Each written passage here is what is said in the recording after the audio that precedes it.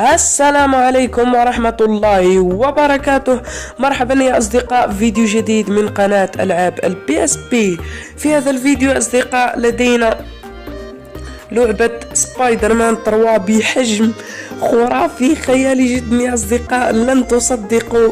الكثير منكم سوف يقول هذا كذب وهذا نصف ملف أو لا يشتغل، لكن يا أصدقاء اللعبة بحجم 39 ميجا بايت، كما ترون في فيديوهات أخرى حجمها 1 جيجا 2 جيجا.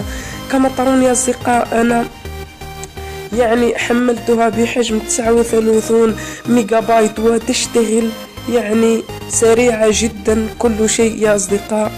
أولا يا أصدقاء ضع لايك واشتراك وتعليق يكون جميل ومحفز، وسوف نقص هذا الملف.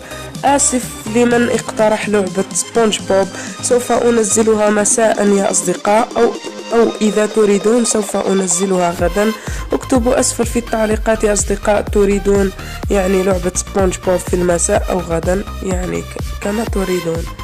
سوف نبدأ يا أصدقاء. كما ترون سبايدر مان 3، هذا الملف زيب، نضغط عليه يا أصدقاء ونضغط استخراج. هنا بسيط جدا، يتطلب منا كلمة مرور يا أصدقاء، سوف أضعها أسفل هذا الفيديو. سوف أحضر كلمة المرور وأكتبها أمامك. كما ترون يا أصدقاء سوف أكتب كلمة سر وخذ سكرين للشاشة.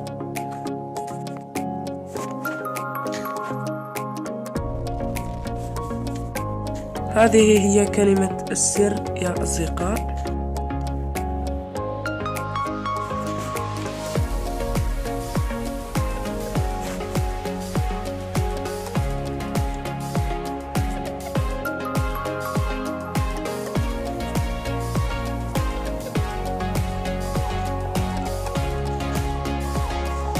وها قد انتهينا.